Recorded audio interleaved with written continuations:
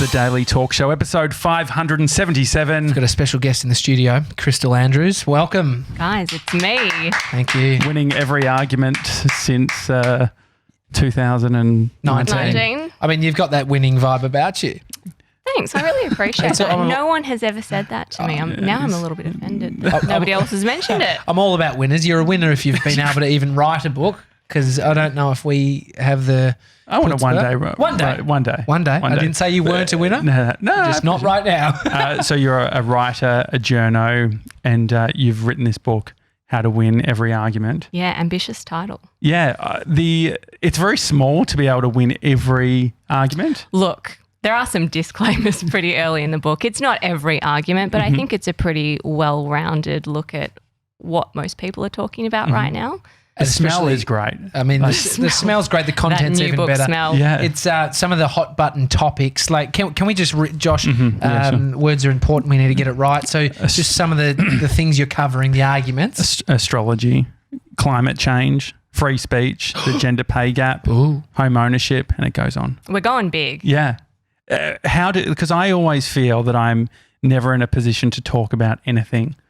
Like, I always feel like there's someone that's going to know more. Do you think that is a misguided approach to the big issues? Absolutely. That's really the reason that I wrote the book, is to give people just that background understanding of a big topic like climate change or home ownership or free speech. That's a huge one. And just have enough of a well-rounded understanding that you feel like you can get involved. It's not every single fact, otherwise that would be a much bigger book. Is it a weapon? I think it's called an encyclopedia. Can you still get it? So I'm having an obsession over Iran at the moment. And have you heard of World of Books? No. So it's like it's a secondhand bookstore, like Amazon, but secondhand books, and they've got everything. Yeah, right. And I love the idea, because I'm a bit of a poser when it comes to reading. I buy more books than I read. And you just like to have them stacked up on the bedside table. And the problem being that when you buy new books, they look new. And so the next poser element is buying secondhand books, so they've at least... Oh, so it looks like you've read exactly. it. And you can sort of mask it as like... life hack for 2020. Yeah, well, 97's doing life hacks. But anyway, where was I going with that? I read books. No, Iran. Iran. And encyclopedias. I didn't read, I was looking at a book and it turns out that it was like a huge section just of a encyclopedia. When was the last time you actually saw a physical encyclopedia? No, all that keeps coming to mind are those Encyclopedia Britannica, CD-ROMs. Oh, yeah. That was big. That's our generation. I think they were even doing door-to-door sales of Encyclopedia back in the day. Thing. If you want to have a smart kid. It could be an approach for your book, getting it out Maybe there. I should go door-to-door with Door to door. I mean, Josh and I were saying it's almost a power move for bringing people over to have a few wines, and they get there and they see that you've got this book open. You're just like, try me. Let's commit.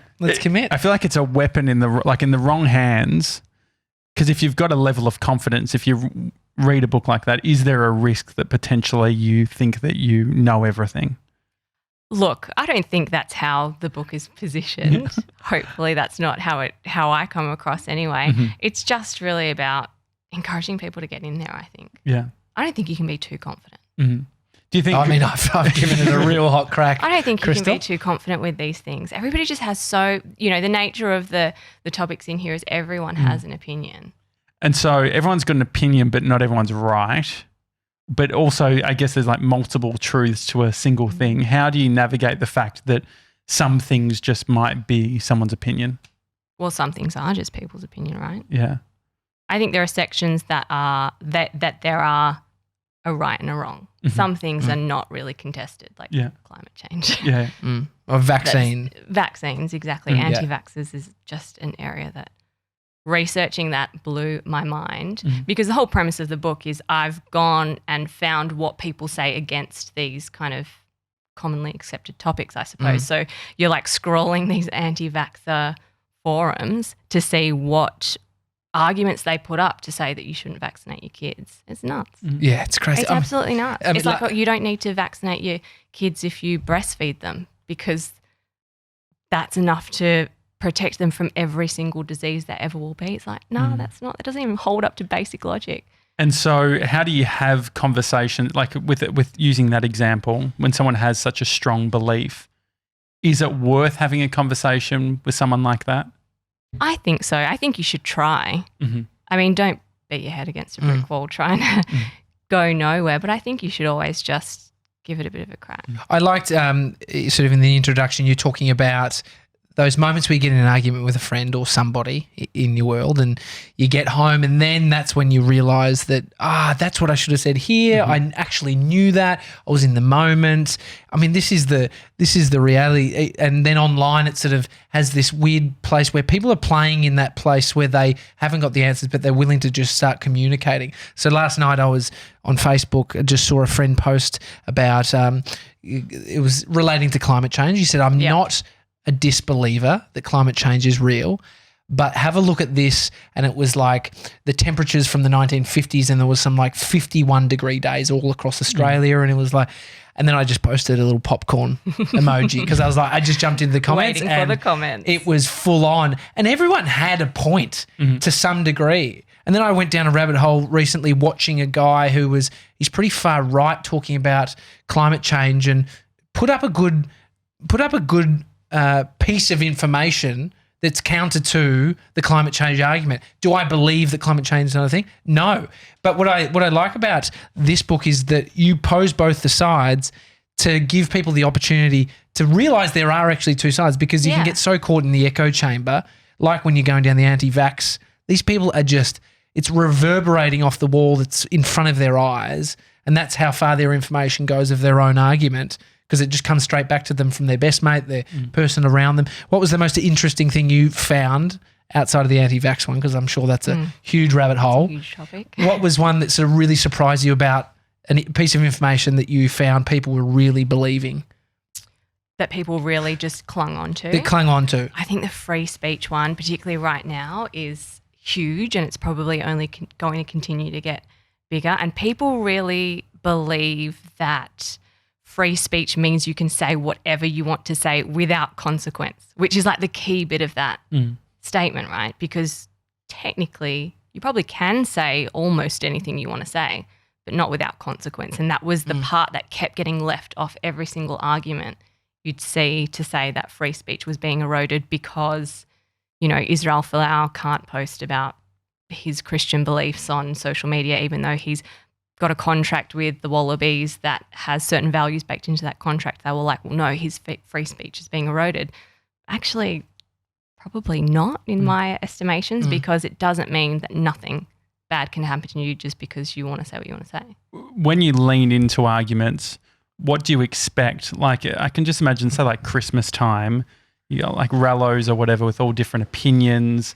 I feel like maybe I'm a bit of a coward, but I don't enter into shit just because I can't be fucked, like dealing with whatever. And also I don't have enough information. I feel like I don't know. Like, yeah, you could, like say for instance, someone with the climate change stuff, they will say, there's these, how do you answer, these 4 days in this year? I'm like, well, I have no fucking idea. I don't know the temperature on that day in 1957. And so what are you accepting when you lean into arguments like this? I think hearing people is the really big one because that's sort of what it feels like. Everyone just wants their opinion to be heard. And if you just listen, it kind of takes the heat out of it a little bit. My biggest tip that I found has worked on so many of these topics when you're on the cusp of what feels like could be something a little bit explosive is to ask 5 questions. Have you guys ever heard of that? No. That theory? So the theory is that if you just keep asking why, not like a kid would, just why, but ask why they think that or where they read it and why does that make sense to them, you'll keep drilling down until you hit something that is kind of a universal truth that you can probably both agree with or that you can at least understand. So that is another thing that you can go, okay, if this feels like it's going to be, if I feel like I don't have enough information and it could be a little bit tense, go in with the thought of I'll just ask why a few times and actually do some digging and hopefully come to something that you can both agree on or that is in your wheelhouse to kind of wrestle with. What do you think about the devil's advocate? I love a devil's advocate argument, yeah. And so I guess the devil's advocate, if you think about what's popular right now, I mean, climate change, all the science around that, there's a bunch of people who are playing the devil's advocate in like a way that's not great for the world. When should we be a devil's advocate, and when do we all need to just understand that, oh no, we should just go in this direction? I think devil's advocate is really good for testing out those arguments, but with climate change, 97% of the actively publishing scientists agree. Game's over. Yeah. For the devil's advocate, right? Like, and so we're already there. From like a nuance point of view, because I wonder about this, like with say, with all the fires and things like that. Like I haven't been into like the media, like into the whole area with it. But one of the things that I think about is like, okay, so there's climate change, which we like say we universally agree on. Then there's like the nuances within those elements. So say like the ScoMo stuff. There was a point in which I was like, us shit canning ScoMo, is it becoming unproductive from the overall thing? Like, I sort of just think like all these things that are happening right now, these are happening for years and years and years. ScoMo's only been around, like, how long has he been Prime Minister for? I don't even know. God, who can keep Yeah. up? And so 10 days or something? Yeah. And so, I thought Julia Gillard was still PM. yeah, exactly. I'm Kevin 07. He actually went to our school. I was sick that day, so annoying. Like, but my claim to friend, fame. my friend shook his hand and she was eating a mandarin at the time. And she was on Rove because Kevin Rudd wiped his hands on his pants after shaking her hand. But anyway, yeah, so something nuanced like that and being able like connecting things, how do you reconcile that stuff? Like how do you work out like, okay, so I don't know the specifics of this, and this. When do you bring politics into things? When do you hold people accountable? What's your, like personally, like not even through the book, but what's your personal filter? I think my personal take on that is when it is one individual, because it's kind of easy to hold one individual to account. Like we're pretty comfortable with that. And that is what happened with Scott Morrison. But when you take a step back and say, is it the person, or when do they become a product of the system, or is it the system itself?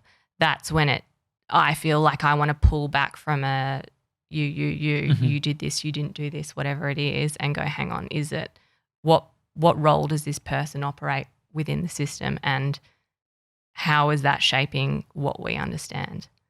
I think that's really been the key thing that's been kind of missed in all the bushfire debate, really. It's the focus is on what he did or didn't do, which, that aside, he hasn't single-handedly crafted all these policies, and he hasn't actually been the leader for that long. He's dealing with a crisis. He's responding to it as it happens.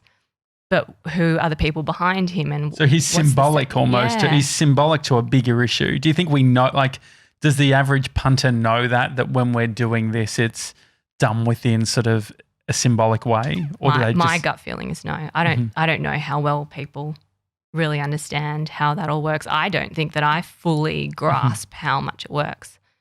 When you go into politics as one person who probably really does want to make a difference and wants to serve their country and make a change, but then you get into that system and what are all the different forces at play, who's really pulling the strings. I sound like a conspiracy theorist. But any business environment, there's a game you are playing. You're signing up for when you become that person. As the Prime Minister, it's a massive game. I mean, the cultural influence of people beating him down gives you this perspective on him, whether you like him or not. One thing, you have a general vibe on the guy. My wife and I were listening to ABC on the way to work one morning, and there was this interview with this guy and a woman, Kate from ABC, asking some tough questions. This person was answering really well, and I was like, this guy's great. And then they're like, oh, well, thank you, Scott Morrison. And we were like, oh, that was ScoMo? And it was almost like a moment where I realised the judgment as soon as I heard the name on him. But I was like, I actually thought if I didn't know who it was or if it was a different voice, that I kind of appreciated the way he answered these questions that were quite hard. I was like, that was great the way he answered them. And so then it's like, do you just hate the guy and so it doesn't matter what he says by the end of it? And so in an argument, you've got two sides, and if you hate the other person, you're not going to give a shit about their argument. Do you think when people get into arguments with someone else, so let's take an example here. So let's go VIC veganism, you are actually – it's a hot button right now, actually. Oh, no. I where are saw we going? Game Changers. Yeah. Oh, But so you- you're I did for right a month. into the I did for a month. Yeah. But do you think when you're getting into an argument about veganism, whether it's helping the world or it's better for your health, and you're talking to somebody who you know is on the opposing field or the other side, that has shut down the ability for me to even accept whether I lose the argument or not? You know what I mean? Like whether I'm up for even admitting that I'll lose this thing. Because I don't – like what does a win look like in an argument? Like, it's different for everyone, isn't it? I mean, do you want to find out why that person is vegan? What are their reasons? Why do they think it's better for the environment? Or are you just trying to score points? Mm-hmm. I think really scoring points is probably where it gets into those slinging matches and the crappy like comment threads you see on Instagram where people are just ignoring this part of the comment and I'll address this because I know I can deal with it, and it just gets into this crazy thread that doesn't go anywhere. Or you're approaching from that place of curiosity to find out actually what is something that we can all agree is constructive and going to move us all forward. I guess all these topics are sort of things that at least my interpretation is if we can kind of get a consensus on these things, we can start to move forward and progress. Have you changed your mind on anything recently? Oh gosh, that's a like, do I want to admit to that on, well, that's another thing, on right? a record? That is part of it. You don't necessarily always want to like give the whole game away. You can walk away still being like, nah, good point. Yeah. And so I guess the how to win every argument. It's tongue in cheek. Like, yeah, exactly. come on, And so that's tongue in cheek. And so there is there would be a bunch of people like when I posted about it on Instagram, there's people like, love just the title alone creates a bit of a response in people. Do you think that there is a reframing of what it means to have an opinion or like, say for instance, on the political stuff, like I feel like when I have a conversation, normally people are trying to work out where you fit within the political spectrum. Trying to place you. Yeah. And the thing is, I actually don't even know where, like, I don't know where I fit. Like I feel like I'm pretty left leaning. I think like, you know. Do you ever do that? Like at election time, the ABC do that thing where they I've never plot done you the on webs. the. Yeah, so this is I did that. Far right. Crazy. I'm joking. It ended up throwing me pretty centre. Yeah, right. Really? Well, did that surprise you? Because I am far right. It's crazy. I'm joking. I'm not far right. But I was not really like I was. Yeah, it kind of like seems like a safe ground being centre. It's like maybe I've become more progressive as the years have gone. So I feel like I've got room to move. It's either pretty far over here or that a little bit that way, which will help. I don't know. Centre's pretty good, isn't it? Yeah. It's I like live saying, in Collingwood, so I had to vote Green, obviously, because they sort of had the best presence. can you the colour's nice. even the political conversation is where we've kind of slid down in a lot of this conversation. It's a slippery fucking slope. It is tough. Like if we took another one, which is like home ownership, I don't think would go down as far as a rabbit hole in its layers as we do when it comes to a political conversation. Oh, I think it can. It can? Yeah, when you start Maybe to when get you're into behind it. When you start to get into the economics behind that, it very quickly kind of slides into this weird political area that it kind of is, but it's not quite, because really I guess that's the backbone of a lot of political policy is what are they going to do for the economy? Is it going to make it easier for people to first owners to get in the door, or is it making it better for investors? And, okay, I'll use another example. Because maybe these are all circulating back to some kind of political skew. Like there was kombucha. Okay, so maybe that one's not super I feel like political. if you're right wing, you're like, fuck kombucha. Don't you think? But there's also... Or it's like your deep, dark secret that kombucha you think has saved you, but you won't tell the Proud Boys. Yeah. You won't tell. Yeah, no, I guess this is why people veer away from these conversations, right? Because the political side of convos normally end in like a bit of a nightmare. I feel like for a lot of people, like I don't know if it's getting any better. I mean, if you look online and you look at social media, I think most of the time you don't want to necessarily enter into a conversation because of there's always going to be someone that believes the opposite. Yeah, but it is a fallacy to think that we're just left and right, for want of better, or, conservative or progressive. Nobody, I think, is that, we're not that binary, are we? Well, yeah, that's what I think. But then you have say media, and they talk about what you're consuming, and say I don't know. I only discovered a couple of years. I'm so dumb. A couple of years ago, I only realized that it was a left and right. I was like, well, I said to you, is that based on our age and social media and the media talking about these left, right, fake news, all that stuff? Do you think it's because it's more vocal now that people are even saying, I now need to work out where I fit on the political spectrum? Yeah, I think so. It's becoming it's an identity moment. We've almost gone through cycles of identifying as a collective, and that's where the strength is. And then it became really about the individual and your unique, which is probably where millennials sit, right? We're all very unique. Little snowflakes. Yeah, absolutely. Definitely 97. Little snowflake. Can we entertain the kombucha conversation just for a little bit longer? What do you want to know? The kombucha conversation, I think, is closely linked to the purified water conversation, whether it's any good or not.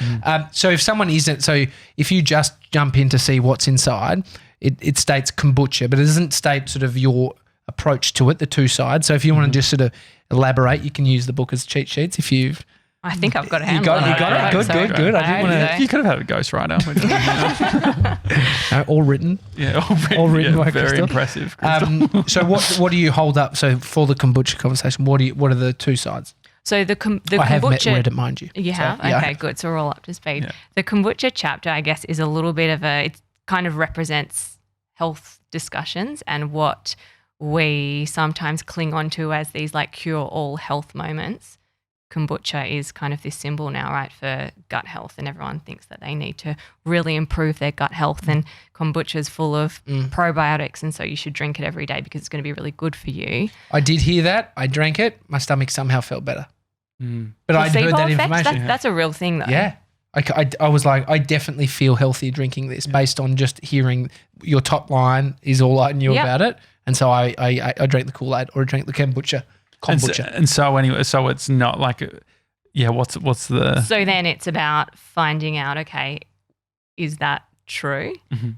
Are the health benefits represented as accurately as they seem to be in the media? And how does media, which I'm a part of, I work in the media, but how does media take findings from scientific studies and spin them to make it seem a little bit more interesting and, a little bit more impressive than it is, to get you to click and read something? But is it overstated? Is the question without, spoilers. Without spoilers. I guess in the 90s, it was the big movement away from fat, and then they were flooding that food with sugar.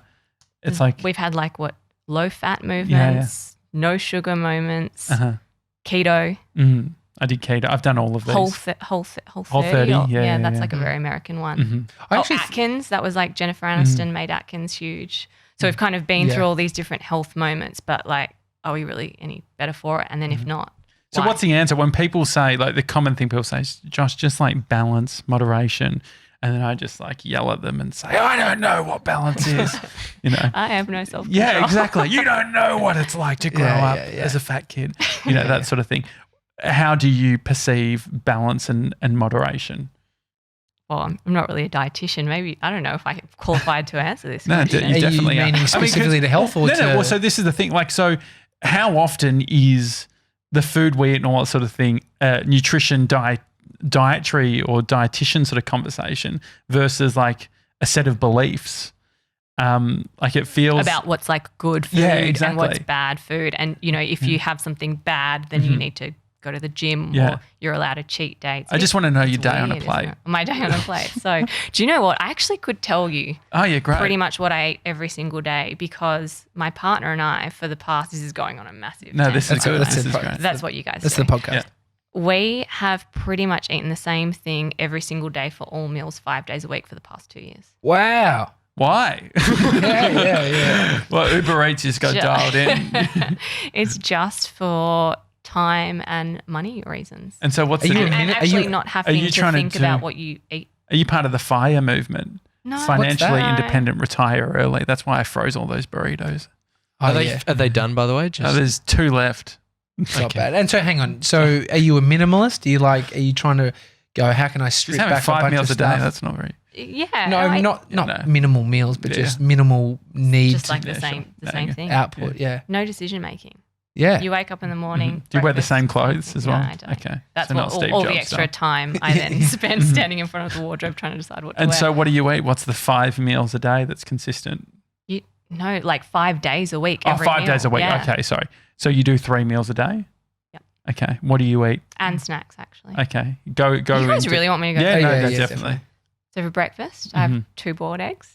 Yeah. A cup of hot water and lemon. Super exciting. Okay. For morning tea, I have those little like dried lentil things you get from the supermarket. Oh, yeah. They're What like are they? salted Yeah, they're fava like a- beans, like a healthy just chip. like little like chickpeas Like a soy and stuff. Yeah. product? Yeah. Okay. It'd be great with beer. Just a little handful of those. For morning tea, I don't even have morning tea. I should. How do you get to Huh? like how do you get to I lunch? think I probably, no balance. yeah, I have a lot of coffee and stuff. But guys, so morning tea, that's good. Yeah, morning tea. Then for lunch I'll either have tuna salad Mhm. or stir-fried noodles. Yeah. And then dinner You put a is dressing on the salad? No, Okay. just olive oil. Okay, go on. This is not. Yeah, no, this is not good. content. No, this is good. This is good. And then for dinner, it's either the stir-fried noodle, like I'll make a big batch on a Tuesday night, and that'll be the alternate dinner lunch, or tofu stir-fry. Ah. So you don't 5 don't days. value food. Well, on the weekends, then we have whatever we want. Okay, all right. Yeah. And so what do you find that you crave during the week? What's the first thing you have on a Saturday? Bacon and egg roll. Yeah, sure. Yeah.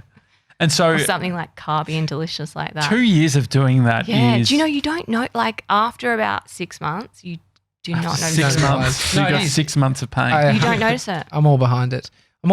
Because once you do something like that, then you actually understand. If you do something consistently Yeah. for the 6 months, you then realize where you're falling short. Yeah. So what were the benefits?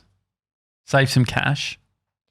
Well, it's not so much saving cash, but you know pretty much like what you're going to spend on groceries for that week, for every week, for the rest of the year, for the rest of your life. Yeah.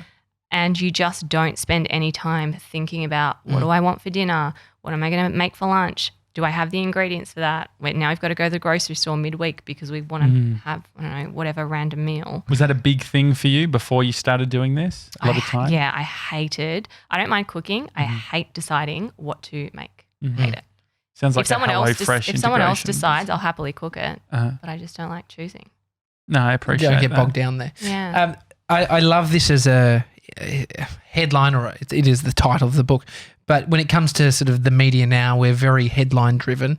I feel like we've talked about this before on the podcast. Like people who work in media have a real grasp on the world at a headline level, because a lot of the time we're not doing investigation into sort of specifics. I mean, you Especially did for like this within book. the radio industry, right? Radio, It's like Tommy used to work in Shepparton at a radio station. Yeah. It's like, go onto the news website, see what the top headlines are, know a couple of sentences on each one, and you're good. I think you're good at headlines.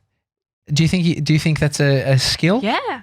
Okay, I'll take that. What is it? How do you go about finding a headline? Like, what's the thought process behind finding a headline in something that you're working on, a piece of writing, or for the book, for that matter? I think you need to know what people will care about most about the thing that you're writing, and that might not actually be the crux of the piece or the crux of the argument, if you want to use that terminology.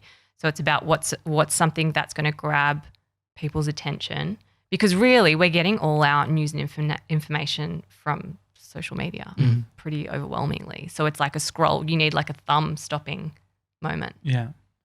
And so clickbait.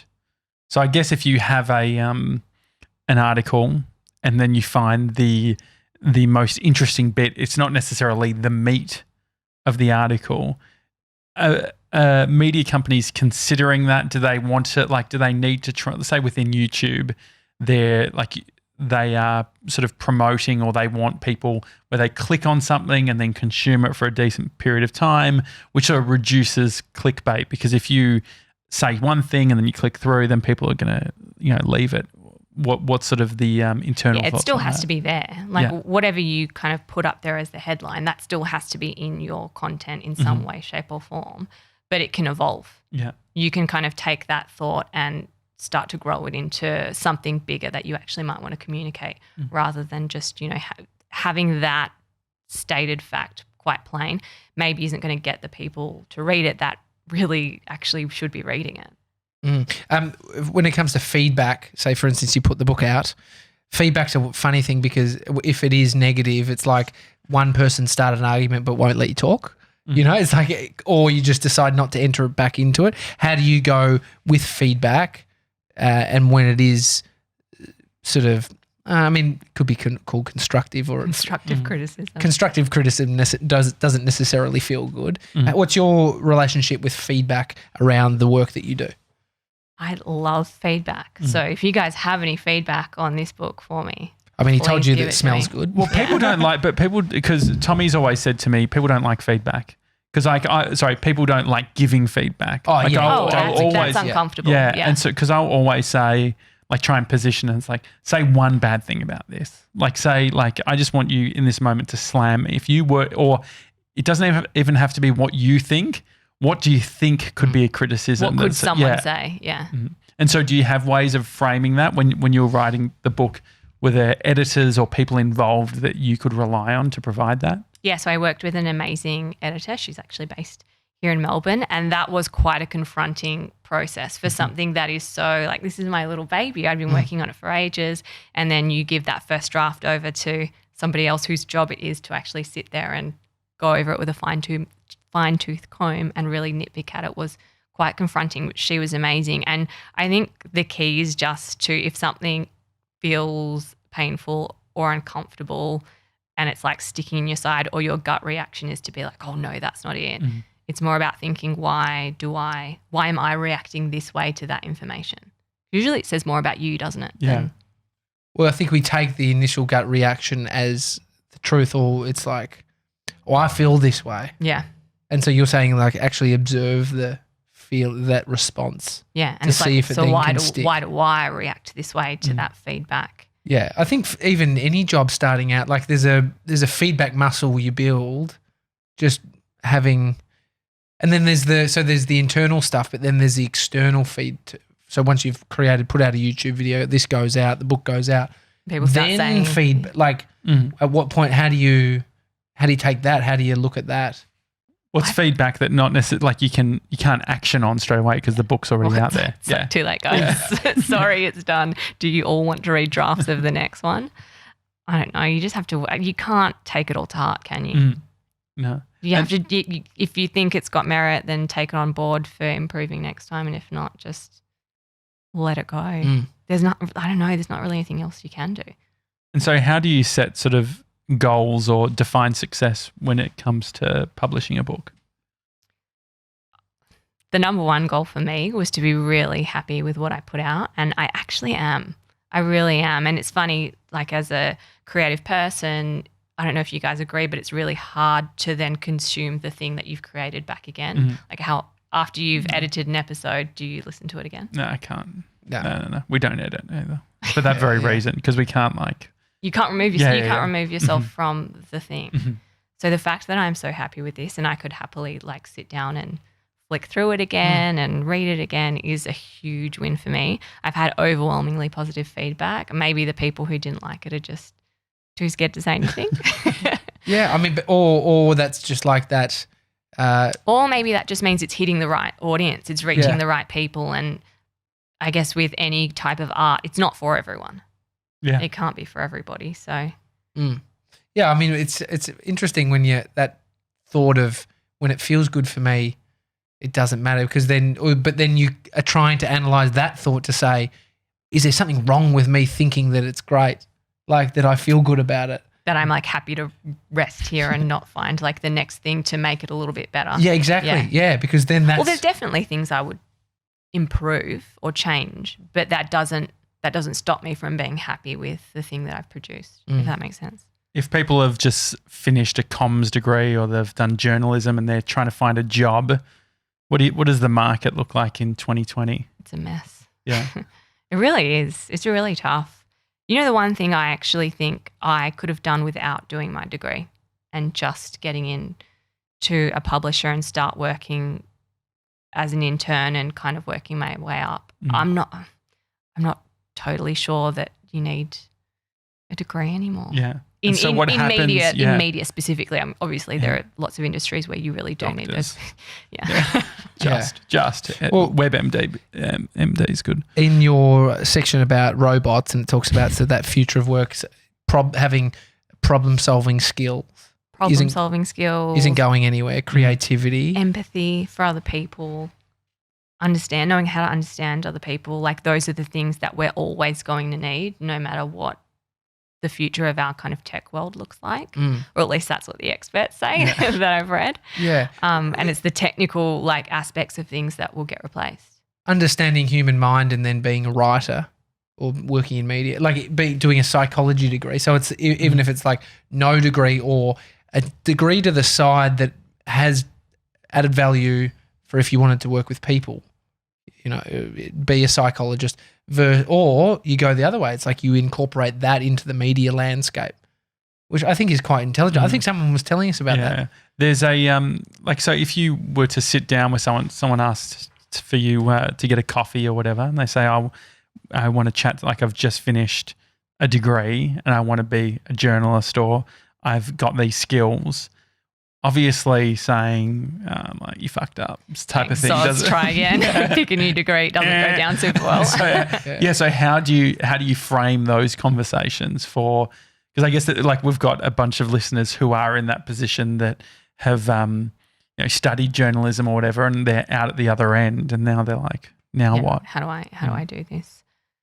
In terms of advice, I think the key thing is to read loads and consume lots of content, which is funny because I know we're kind of in this cultural moment now where people are saying, oh, there's so much content, you don't need to constantly be consuming. Unfortunately, for media, if you want to get into media, I think it is kind of important that you have your finger on the pulse of what's going on and you learn so much that way. And then if your craft is writing, you learn so much about being a better writer by reading great work or reading bad work. How much are you reading? Oh, constantly. Yeah.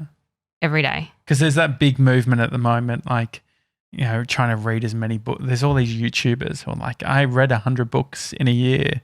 And then there's pushback on that movement now where it's like, no, it's not about. It's not meant to be competitive. Yeah. And there's also even the push. So like it's all about speed reading. And now it's about like intentional slow. Yeah, it's a bit about the slow reading stuff. Do you find when have you found that reading has been most productive for you? What sort of style is it? I like the long reads, but you can't sometimes I'll start something I don't anticipate to be as long or as good or whatever on the bus on the way to work and you get to your destination, you're like, damn, now I've got to stop this, wait till I go home, read more of it on the way home, then wait till I get home. That's just frustrating. Is it fiction or non-fiction? Usually non-fiction. I'm in a big non-fiction moment. And I like how everything's a moment for you. Yeah, it's great. It's good. I never called it a moment. Well, now you've made me self-conscious. No, have you had a moment of fiction? A moment. Yeah, I have. Yeah. Harry Potter. It's definitely a moment. It's definitely the moment. That was a moment. That was a moment. I love thinking about moments. There's so many moments. We're in 4 moments at one. Like the veganism thing, the game changers thing. That's a moment. Yeah. Climate change definitely a moment. Big moment. Yeah. Feminism. I mean, that's a moment. That's a forever moment type of thing, isn't it? Well, you could see that surely there's movement past the moment. What's post-moment? It's moment to moment. You said that. So you only have one moment at once. You just have one moment and then you go to the next moment. So the book reading moment, you're in the non-fiction moment. Yeah, non-fiction. And so it's not just reading books, right? I think to go kind of back to that conversation about getting into media, it's reading other people's work. It's reading articles, listening to podcasts, reading books as well, but all kinds of content so that you kind of know what's happening and what people are thinking. And are trends different than moments? No, probably not. It's probably the same thing. Are you good at switching off, or are you terrible? So you just really always bad. Scrolling all the time. Do you Really at least have bad. night mode? on your phone? No, and I know you're not supposed to look at your phone in bed either. Because you think read there's something about it. Yeah. But I think there's a good argument for that. I was right? reading it in bed. I Just shouldn't be doing. I scrolling. should not be doing this. Yeah. I just think there's a great argument for that. It's like that What? dark, the whole dark thing, the light at night. I sleep well. I go to bed. Yeah. Like And not so- everyone's got the same problems. Yeah, Because the thing is that's the like, thing. I don't have a sleeping problem. Like I go to sleep So fine. you can just get into bed Yeah. and just go to sleep. Yeah. Or As a- if he consumes. Yeah, I like, listen to audiobooks. Okay. So I like have the audiobook on there, I just fall asleep. So that kind of like lets your mind ease Mhm. out of. Yeah. And I heard Sandra Sully on a podcast saying that's what she does too. So if it's good enough for Sandra, Yeah. it's good enough for me. Maybe I'll try that. Yeah. Hey, where does mindfulness play a part in your life? Or does it not? I'm trying to make more time for it, but it's Mindful really. moment. I'm trying to have a mindful moment. It's really hard. Mm. It is really Have difficult. you tried any apps or anything? Yeah, I tried the Calm app Mhm. for a while when I was having a bit of a rough time, and they've got like the breathing counter on that, which is like, it counts you in, like breathe in and then hold for 2 and then breathe out, and you just do that for as many cycles as you need to, and that was kind of good. But then I'm like a cheapskate when it comes to apps, so lots of the features are now paid features, and I was like, oh, Yeah. So how I don't really need to be that mindful. Get rid of this. There's YouTube content. Just search meditation YouTube and it's just hundreds of Yeah. hours for what free. do you spend money on? Like, because I think that there's definitely the type of person who's like very good at like saving and all that sort of thing. Do you have anything that you have unlimited budget on what you'd spend? At the moment, most of my money is going back into marketing the book, Mhm. growing Z-Feed, which is really exciting. But in terms of like the fun stuff, I think I probably spend on socializing more than anything. Do you have coffees? Like coffees, Mhm. eating out, going out for a drink on a weekend with people I love. I don't really buy loads of stuff. Yeah. Minimalist.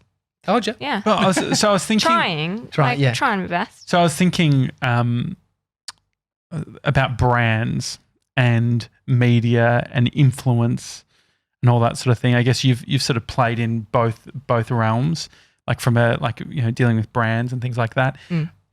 There's obviously the call out culture that's happening now, or the cancel culture.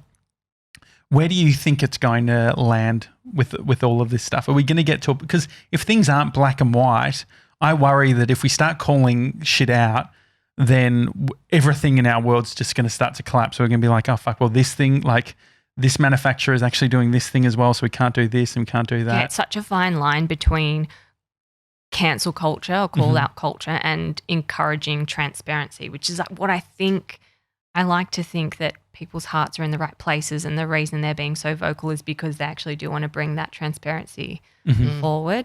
But I mean, I guess it's about finding the right way. I actually think it's more in the response. I think if you get called out for whatever, if you respond well, people seem to be happy with that. I mean, It's if you kind of dig in yeah. or don't take, I don't know. It's No, a I tricky one. see what you mean. But then the conversation or the discussion could be around the need for the person to even respond. Like Justin Bieber has been called out for not talking You seem about. angry about it too. What's happened? Oh, I was pissed off at this article I read. He's been called out by, and everyone in the comments were. So it was just obviously Why are you reading the comment? because it's usually an Comment about indication. shit. Reading the comments Nah. is good. It's an the indication fucking comments are a of terrible idea. of where people's heads are at based on the headline. So this was like Justin Bieber not talking about the fires. Not good enough. Yeah. It's like, and then it was about him having 20 cars and all this. It's like the kid, Someone really spun a story. the kid's in America, like, Yeah. sure. You know, but you can pull any idea and like he's toured here, he's made all this money from here. But if he doesn't want to donate, like I don't know how much we can hate on the guy when he might not have been thinking about it in the first place. But it didn't really get any traction, right? So then is it just like, is he really being called out? Yeah, exactly. I don't know the answer. Roger Federer is one of his main sponsors is a big bank that have been funding a whole bunch of search for fossil fuels and all this stuff. Sure. So they have clients that use their bank and debt services to use that money to then go and try and source this stuff. Mhm. And then this guy is like just making money as a tennis player. Like it's a weird spiral, right? And then the people being called out about specific things, people like the guilt associated with the sort of ricochet effect of like someone gets sunburnt and feels real guilt around it. And I don't know how positive that is. But then I also like, what's the other side? The positiveness. Like I guess there's hypocrisy as well. Like how do we like, so when am I being a coward because I don't want to call out things because I know that I'm not perfect and there's probably shit that I can be called out for. Or because it's uncomfortable for me. But then do you let it be worse for other people by not, that's like kind of the argument, isn't it? It's like, do I not say anything because I don't want to be. Well, that's the whole Me Too thing, right? Yeah. Like in a lot of ways, it's like by not talking about it, you're creating a bigger issue when it's like everyone has a responsibility. I think this is something we're kind of working through to get to maybe a more nuanced way of dealing with it all. But right now it's all quite new and everybody has a platform now to say their piece and to kind of have that loudspeaker to call someone out if they really wanted to, whereas 20 years ago you didn't really have that, did you, as an individual person? So maybe we're all just working it out a little bit to get to a more elevated understanding of when it's appropriate and when it's not. And so how do you have the conversation, so on the call out culture type of stuff, how do we actually, so if it is black and white, if it is seen as black and white, it seems like it can be hard to have a conversation around a lot of these things because it's like, if you're not with us, you're against us. Yeah. How do you deal with that? I don't know what the answer is, so I'm asking you. Either. You just have to keep having the conversation. Are you someone that would call out? Have you actively been involved in calling people out or part of that sort of culture? Oh gosh, I don't think so. But maybe like I don't remember and someone's going to listen to this and then call me out for forgetting when I called someone else out. You'd remember writing the Justin Bieber article, I'll tell you what. Well, yeah, I mean, like what about from a journal? I remember when I worked at Southern Cross Oz Stereo, I was a digital content producer. Is this a call out? Yeah, I was calling someone else. No, I was just, for whatever reason, like every digital content producer had to write for, at the time it was called The Dirt, which was like sounds terrible. Yeah, it's like the, clickbait articles around but pop then, culture. So what would happen is like the head person at The Dirt would send, this is what Perez is writing about, and sort of basically take those. Just like jump on that. Yeah, jump on that and all that sort of thing. And so I would just always like, Lindsay Lohan's at it again. But are we surprised? Like just being an absolute bitch. Did they have to go on your byline? Like was it your byline? So it was, Web Guy Josh. But the funny thing was that Web Guy Josh, when they built the new CMS, I think everyone became Web Guy Josh. Oh, so it just got massive. That's and so there was an article, I think, that there was I think it was like a blog post about a cake, like a layered cake that went viral. And it was Web Guy Josh, which I didn't write. You didn't write it, but you took it. But yeah, and so I don't know. I just worry about all of this stuff and whether it's going to actually worry about the people who are calling out the other people that it could potentially be, it could have negative consequences. Like for instance, like our friends Shameless, they're doing I Pledge. Great initiative around skincare, melanoma, all that sort of thing. That's in partnership with Call Time on Melanoma, I'm pretty sure. And so something like that, which is a really important, like we need to do all this sort of thing. We need to be educating. It's like wear sunscreen. It's only positive. Yeah. And so say at the moment they're sort of like making it clear around these people are promoting accelerators or oils or things that are basically fucking people up from a cancer point of view. Like it's like glamorizing, glamorizing all that sort of thing. But then I wonder, I'm like, okay, use alcohol as an example. So I'm like, alcohol is a carcinogen. If you go to California and you go to a bar, there's like signs that says, on this premises, there's like, carcinogens or whatever because of the alcohol. And so I was like, okay, so if alcohol is a carcinogen and causes cancer, what then, if we're say a podcast and doing an alcohol brand deal, so if we have we're at Moondog or whatever, we're doing a beer deal, if we start saying, hey, this brand over here has a product that is causing cancer, where do we set us as a position in regards to the alcohol side of things? I don't. Yeah. Oh, like the brand partnership. Yeah. So if I'm doing a brand partnership with an alcohol brand, how? So you're saying like if you wanted to then call out another brand. Yeah. So if you were to call out, so if we were to do the using the I Pledge example, if we were to then call out a brand around the skin cancer type stuff, do we then also need to do a complete audit of every single brand and say, actually, these 3 or 4 brands have all had these issues in regards to ethics? Yeah, I think so. I think you have to if you want to then stand up and say something about it down the track. And so how do they, as an example, how do Michelle and Zara with what they're building? Because they've got this great community. They've built something that's where they are critical about different things, combining that with brand deals, doing that type of thing. How do we navigate this stuff? Navigate that very, very carefully. Mm. I think it's also probably part of the brands needing to understand that it's up to them to also listen to the conversation and make some of those changes if it's then called for. You know what I mean? Like, I don't know. There's an argument to say that brands have a great deal of power to change how our society looks and how actually it works on par with governments because of the amount of influence that they carry with people.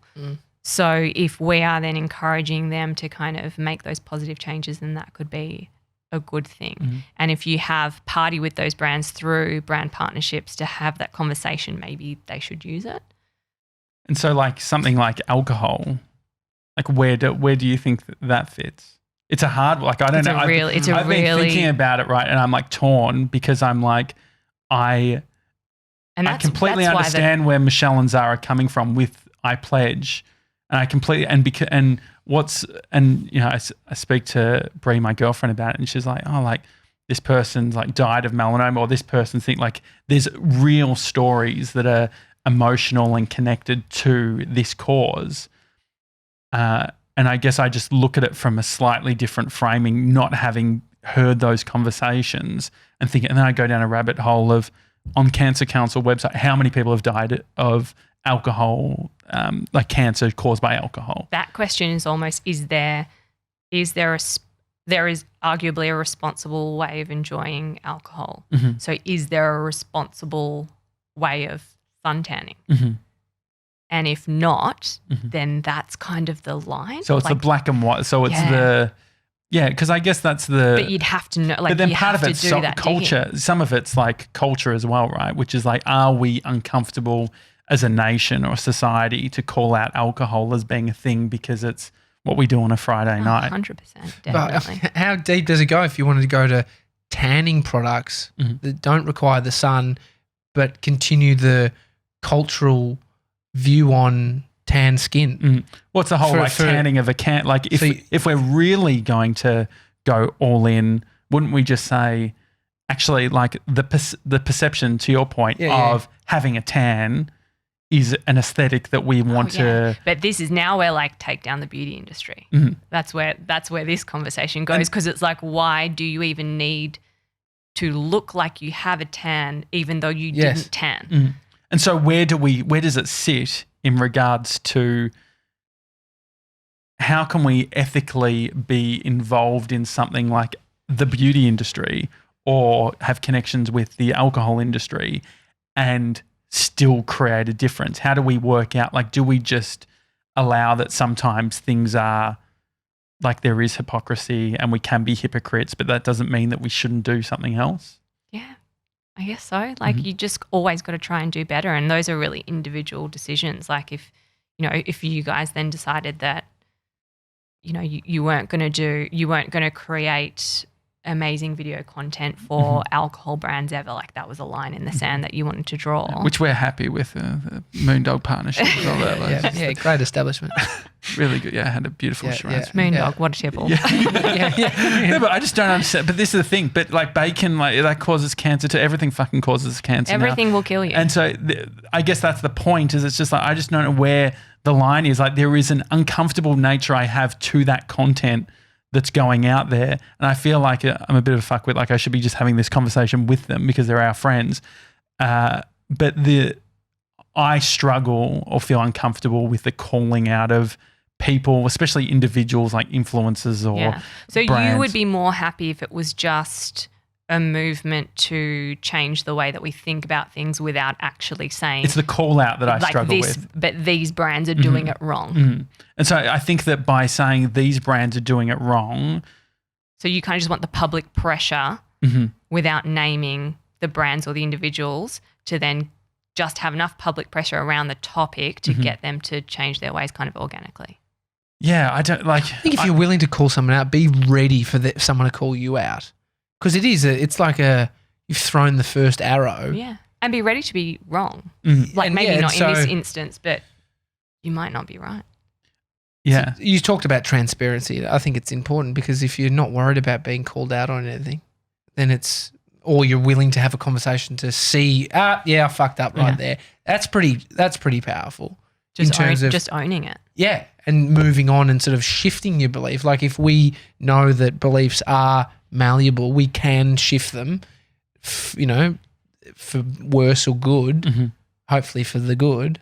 It's like that is the powerful thing to acknowledge and have these kind of conversations and write this kind of a book. Like it all contributes to like understanding, and this being you showing the different sides is like actually a zoomed out macro level on here's a problem. There's a few different options. There's different ways you can kind of look at this. Yeah. And so, And so where does critical thinking and around these types of things, like I guess say we're becoming more and more savvy from a media point of view. Yeah, for sure. I find like it's a hard time. Like I think that it's a bit of a pain. It's a painful time for a lot of people because there's so many different thoughts and things that are happening that we're having to put it through our filter system. And then there's also the thing of saying, okay, I believe this thing to be true, but does it mean that I have to take this whole thing? Like, do we have to take truths as a whole, or can we pick from here and pick from there? The cherry picking worries me.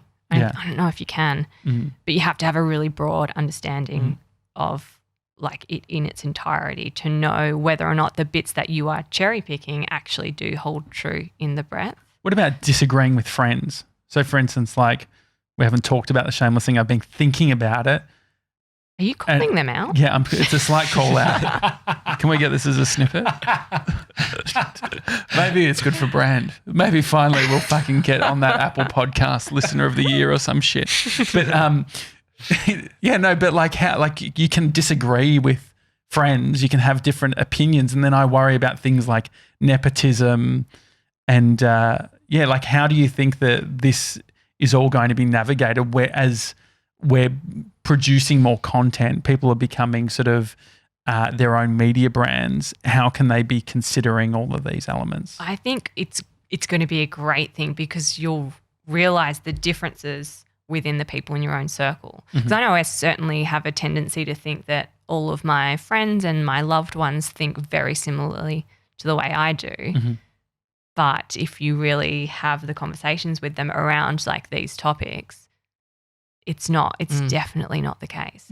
And then that is almost a strength to know that someone that you really care for and you like and you love and respect and all of those things is on like the other side of the fence. That's quite powerful because it then takes it away from being like bad and good or left and right. And it's like, no, this is just something that people think, and understanding why is really important. I mean, maybe we think that if someone doesn't get to our line of thinking around a certain topic, veganism, they won't get it because you need to understand what I understand for you to make the change, to make the radical change, which I don't think it's that simple. I don't think the line is that clear. But the argument even on the skin cancer thing is it's like you look at it, you can be like, what, you want people to have skin cancer? Like, you fucking, are you an idiot? Or like, these people are dying. Like, go to Peter Mac. Like, are you fucking, like, but then I guess that it's interesting around picking different nuances within something. And I guess that can even happen with news, or even say, for instance, the bushfires. There's been sort of the big pushback on the media talking about like arson as being a factor. And so my initial thoughts was like, oh, like if some of it's arson, like should we be reporting? Like maybe we should be reporting on it. But then it seems like the conversation around arson is seen as a direct threat or impact to the popular or correct narrative around climate change. It's like it's a tool used. Is this a tool that's being used to detract from the bigger, more important? And so if it's true, but it is a distraction from a larger narrative that we're on board with, should we be suppressing that truth? I don't think it's about suppressing it. Isn't it just giving it its right? Like not all things have equal weight. Yeah. Like not all sides of the debate are equal. And so I guess by focusing on the arson thing, it takes away from the storm that's happening in regards to trying to create change within government and things like that. Yeah, and shifting people's focus onto the thing that really probably needs all of our focus at the moment. Yeah. With this other thing that's like kind of happening on the side in a much smaller way, but blowing it up to seem as big as if it's a 50-50 split. Yeah. When they're not contributing, as I understand, in an equal way. Yeah. Because I guess it comes down to, because I like getting in the nitty gritty of stuff. I love this. And so I guess like the slight concern is that there's a, when it feels like dogma. So for instance, taking the example of the climate change stuff, being like, no, we're not talking about this specific thing because that's being overstated or whatever. I start then worrying about like, oh, like why are we, hang on, like we're all for like free, like we're trying to like work this stuff out. Like isn't there a complete sort of holistic approach to these types of things?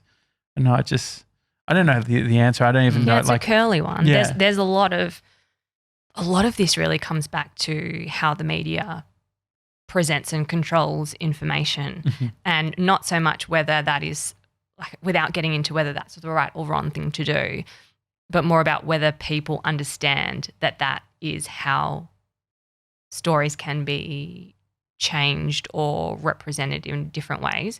Because if people don't understand that, then that's when it becomes a little bit dangerous. Well, because if you to take that same kind of idea, so if you know the numbers of these bushfires that had been started by arson and the numbers that had been started by natural causes, and then what role climate change kind of played in exacerbating all of it. If you had all of that information to hand and you already knew it before you read the article about the arson, then you're probably going to still have a pretty good grasp of what's happening.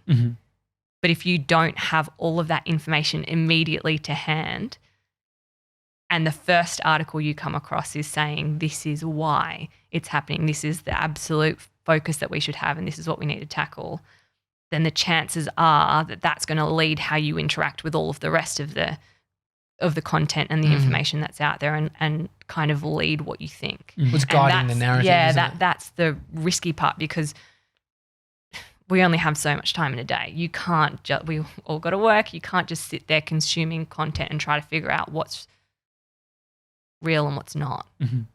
I mean, we all want less bushfires, less cancer, all of these things. And we also want to do, I think like the thing is too, maybe this is part of it. So my thing is like we should be doing everything we can to be having renewable energy. We should be like, in my mind, that's like a no-brainer. And so part of it is like when I'm going on it with that filter, then it feels like I can take some of that arson news or whatever as like a piece, like a a blip in the whole thing. It's like one piece of the puzzle. But I guess that it used in the wrong way or using it in a way to feed another narrative or a group of people who don't believe in all those things, that's where it becomes destructive. Yeah. And like for people in media, we already kind of have this background knowledge, so it's so easy to fall into the trap of thinking like everybody comes to it with that same understanding, but people really don't. Yeah. People really don't. And that's kind of where getting that baseline of background information out there to me is really important, so that particularly young Australians can come to the news, which is by its very nature, it's new. It's not actually all of the context. It's not the background. It's just the newest piece of information. If they have a little bit of the background understanding, it will kind of help them contextualize that for themselves and decide what they actually think and help them engage with those topics. That's the goal. Like I've been reading stuff about Iran. Yeah. I'm trying to learn stuff. I got all these books. Gronk Jake actually gave me a stack of books on Iran. But I think that like these things are interesting when you start seeing, say, news reports, and then you can see both sides, but you can see where agenda is playing a big role. Yeah, I think a good takeaway is be up for hearing someone who is completely convinced the other side. If anything, it should inform. If anything, if your argument has weight, it should empower your answer. Wouldn't there be an argument, I think, to people who, like, say, the climate change sort of thing? Like, I guess the left are more open to hearing stuff, but I think something with climate change, it's like, or anti-vax type stuff, it's like, no, the science is there. Like, I'm not, like, it's, I guess we're starting to get to the tail end of things where it's like, no, these actual things, it's unproductive talking about whether climate change is a thing or not, because we're talking about fact and fiction. Like, is there an element of I guess, we talk about dogma or things just like just being set in your ways or saying this is how things are. Is there certain things that where we need to do that? Where we just cut it off and stop. Yeah, where we cut it off and say, okay, like there's actually, we're using different rule books. Yeah. We've got different games that we're playing. I'm using this thing, which is science and this, and you're using this other thing. I don't think so. And maybe it's just that we're not there yet in the kind of current issues that everyone's facing. But I think if the goal is to change things for the better, there is at least a portion of those people who are maybe on the wrong side of the argument that you're still going to need to convince, basically, for want of a better word. And I think the best way of doing that is kind of finding that common ground and getting down to the why, so that you can hopefully show them something that just triggers something inside them to open up a worldview a little bit more. Definitely triggered, that's for sure. I mean, there's some great conversations hot been buttons, triggering. hot buttons in this book, How to Win Every Argument. I'm off to get my 10 free session health plan after this convo. Are you? How to Win Every Argument. It's a great coffee table book as well, but not but perfect for the modern hipster who doesn't have a big coffee table because it's small. Yeah, it's little. It's not like little. a big fucking Dior, which I'm sure are fashion-wise unethical. But on the other hand, if you're doing one of those 100 books in 2020 challenge, it's a very good one. Quick one to bash out. Yeah. An hour read. Yeah. Crystal Andrews, thanks for coming in. Thanks for having me, guys. It's the Daily Talk Show. If you want to send any complaints. Any call-outs, send them through to Mason. Josh at Big Media. No, sorry, Josh Mason. at Daily Talk Show. Can we do call out at thedailytalkshow.com? No, Could we set that as an alias? Oh, yeah, we can. That's quite funny. Call out. What would you like to call out? Call out. Maybe there is something that maybe we could do one call out in 2020. But we call somebody out. Well, yeah, we call someone out. But I just want to check my sort of history to make sure that there's no. Just do a quick delete. Yeah, delete. Yeah, a few archives on the Instagram before we go for any call outs. But no, go hard, guys. Yeah, or go home. It's a Daily Talk Show. Have a good one, guys. Thanks, Crystal.